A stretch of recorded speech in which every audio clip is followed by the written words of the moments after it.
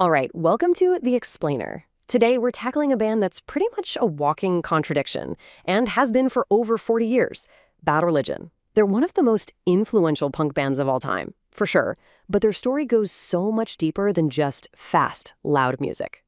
And right here, this is the core of that paradox. On one hand, you've got the sound, just blistering, supersonic hardcore punk. But on the other hand, you have the lyrics, which are so packed with academic language and big philosophical ideas, they sound like they're straight out of a university textbook.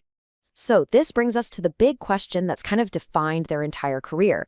How on earth did a punk band become an intellectual institution?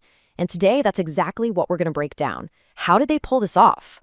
Okay, so to really get it, you gotta go right back to the beginning.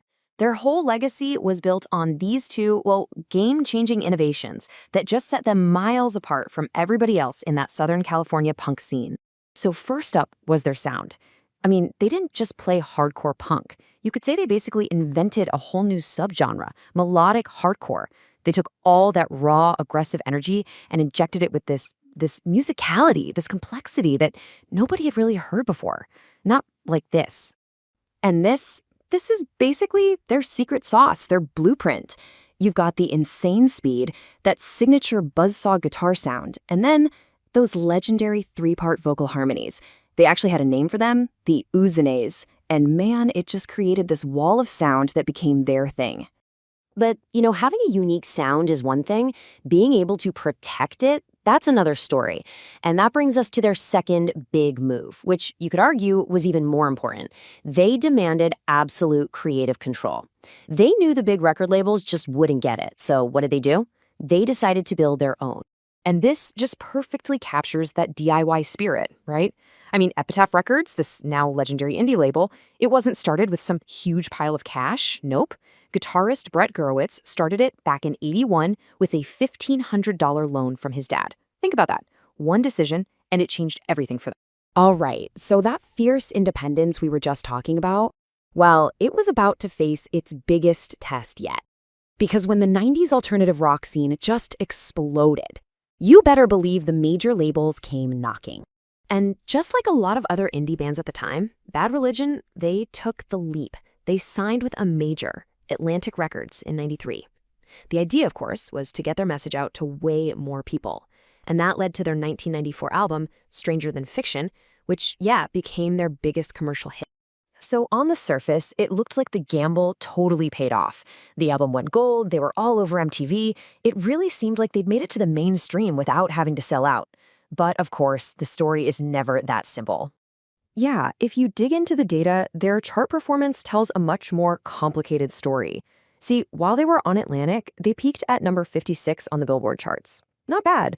But then, after they left the major label system in 2001 and went back home to Epitaph, something really interesting happened. Their chart positions actually started getting higher. So here's the kicker, the really crucial point.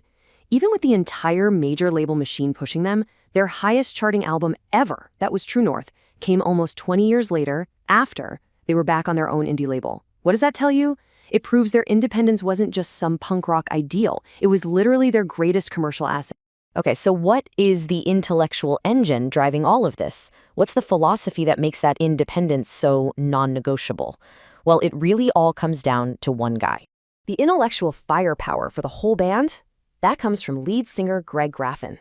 See, he's not just your typical punk frontman. The man has a PhD in zoology from Cornell, an Ivy League school. And that academic worldview, it is woven into the very DNA of this band. And this quote right here, it gets right to the heart of everything. For Graffin, evolutionary naturalism wasn't just something he studied in school. It became his framework for understanding the entire world. It gave him this powerful, evidence-based story about our origins, and that whole perspective is what fuels the band's message. And you can see this worldview turned into a pretty clear method in his lyrics. First off, he's all about challenging blind faith, anywhere he sees it, even in science. Second, he's famous for using all this academic, scientific language, some people even call it thesaurus punk, to tackle really complex ideas. And at the end of the day, all of it serves one big purpose: to reject any kind of dogma that tries to limit how you think. And you know what? This entire philosophy is just perfectly captured in their iconic crossbuster logo. Now, a lot of people just assume it's anti-Christian, right? But the band's been really clear that it's much broader than that. It's a symbol against any dogmatic system. Doesn't matter if it's religious, political, whatever.